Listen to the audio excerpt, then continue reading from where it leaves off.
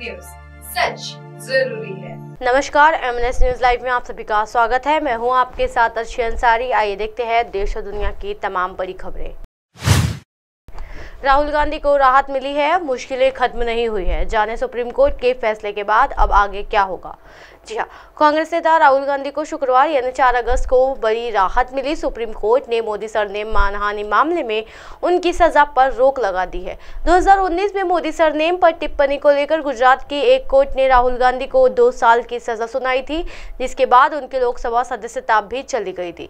कांग्रेस नेता राहुल गांधी को शुक्रवार यानी 4 अगस्त को बड़ी राहत मिली। सुप्रीम कोर्ट ने मोदी सरनेम मानहानि मामले में उनकी सजा पर रोक लगा दी। 2019 में मोदी सरनेम पर टिप्पणी को लेकर गुजरात की एक कोर्ट ने राहुल गांधी को 2 साल की सजा सुनाई थी, जिसके बाद उनकी लोकसभा सदस्यता भी चली गई थी। जी हाँ, सुप्रीम कोर्ट से सजा पर रोक तब तक जारी रहेगी जब तक सूरत की सत्र अदालत से इस मामले में फैसला नहीं आ जाता। राहुल गांधी ने कन्विक्शन के खिलाफ सूरत की सत्र अदालत में अपील दायर कर रखी है, जो अभी लंबित है। ऐसे में राहुल गांधी को सुप्रीम कोर्ट से राहत तो मिली है, लेकिन उनकी कानूनी मुश्किलें अभी पूरी तरह से खत्म नहीं हुई है। जी हाँ, आइए जानते हैं अब इस केस में आगे क्या होगा। राहुल गांधी की सांसद होगी बहाल। जी हाँ, मार्च 2023 में निचली अदालत से 2 साल की सजा मिलने के बाद उनकी लोकसभा सदस्यता समाप्त हो गई थी। लोकसभा सचिवालय ने इस बारे में नोटिफिकेशन जारी किया था। अब सुप्रीम कोर्ट से सजा पर रोक के बाद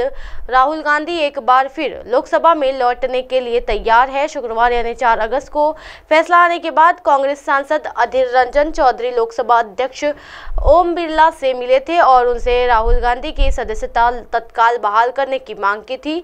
हालांकि स्पीकर ने कहा कि वे सुप्रीम कोर्ट के आदेश की कॉपी का इंतजार कर रहे हैं। जी हाँ, क्या है प्रक्रिया।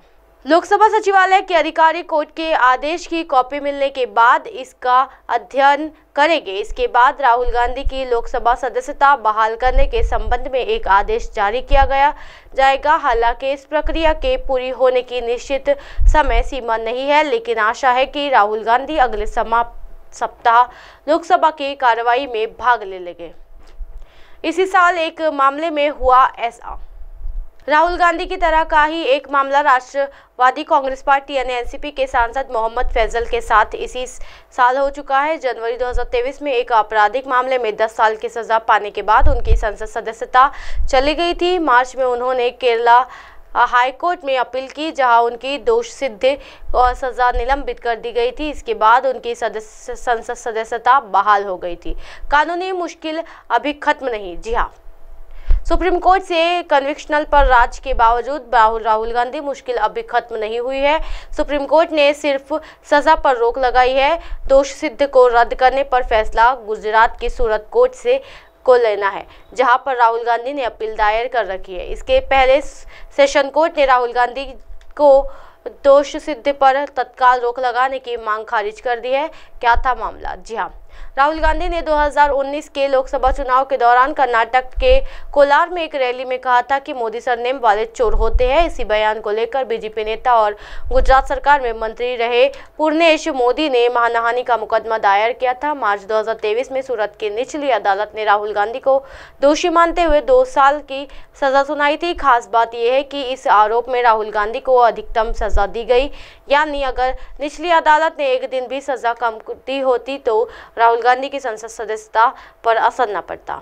इस्लामाबाद हाईकोर्ट से इमरान खान को मिली राहत। अब पाकिस्तान ट्रायल कोर्ट ने भेजा समन। जी हाँ, इस्लामाबाद उच्च न्यायालय द्वारा तोशाखाना मामले में रॉयल कोर्ट के फैसले को खारिज करने के बाद पाकिस्तान के संघीय राजधानी में एक जिला और सत्र अदालत ने शनिवार को पूर्व प्रधानमंत्री इमरान खान को तलब किया है। जी हाँ, इस्लामाबाद की ट्रायल कोर्ट ने शुक्रवार को पाकिस्तान तहरीक-ए-इंसाफ यानी पीटीआई के अध्यक्ष के खिलाफ पाकिस्तान चुनाव आयोग यानी ईसीपी द्वारा दायर तोशाखाना संदर्भ पर सुनवाई फिर से शुरू की है। रिपोर्ट्स के अनुसार अपने संक्षिप्त आदेश में आईएससी के मुख्य न्यायाधीश आमिर फारूक के स्थानीय अदालत को मामले की सुनवाई के बाद फिर से फैसला करने का निर्देश दिया गया है। शुक्रवार की सुनवाई की शुरुआत में स्थानीय अदालत के न्यायाधीश हुमायूं दिलवर दिलावर ने इमरान खान के वकील बैरिस्टर गौहर अली से उच्च न्यायालय में मामले के अपडेट के बारे में पूछा। वकील ने कहा कि स्थिरता मामले से संबंधित याचिका को मंजूरी देने के बाद उच्च न्यायालय में मामले को फिर सत्र अदालत में भेज दिया जाएगा। वकील ने अदालत से अपने मुवक्किल को कार्मिक उपस्थिति से छूट देने का भी अनुरोध किया है। इस बीच पाकिस्तान चुनाव आयोग यानी ACP के वकील अमजद परवेज ने कहा है कि ट्रायल कोर्ट ने अपदस्थीय प्रधानमंत्री के निशान के लिए चुनाव निगरानी द्वारा दायर संदर्भ में संबंधित पक्षों को नोटिस जारी किया था, जिन्हें कार्यालय से हटा दिया गया था। रिपोर्ट्स के अनुसार पिछले साल अप्रैल में विश्वास प्रस्ताव अगले सप्ताह ये कहते हुए कि ISC ने इस मामले पर स्थगन आदेश जारी नहीं किया है। न्यायाधीश ने चेतावनी दी है कि यदि प्रतिवादी का वकील कल सुनवाई में शामिल नहीं होता है तो अदालत मामले में अपना फैसला सुरक्षित रख लेगी। रिपोर्ट्स के अनुसार इससे पहले दिन में इस्लामाबाद HC ने PTI प्रमुख के खिलाफ तोशाखाना संदर्भ में सत्र अदालत के फैसलों को बरकरार रखा और निचली अदालत को मामले की दोबारा सुनवाई करने का आदेश दिया। ISC के मुख्य न्यायाधीश आमिर फारूक ने मामले को दूसरी अदालत में स्थानांतरित करने की PTI प्रमुख इमरान खान की अपील के खिलाफ पाकिस्तान चुनाव आयोग के संदर्भ को भी खारिज कर दिया है और बचाव के अधिकार को बहाल करने की अपील पर अगले सप्ताह के लिए नोटिस जारी किया है।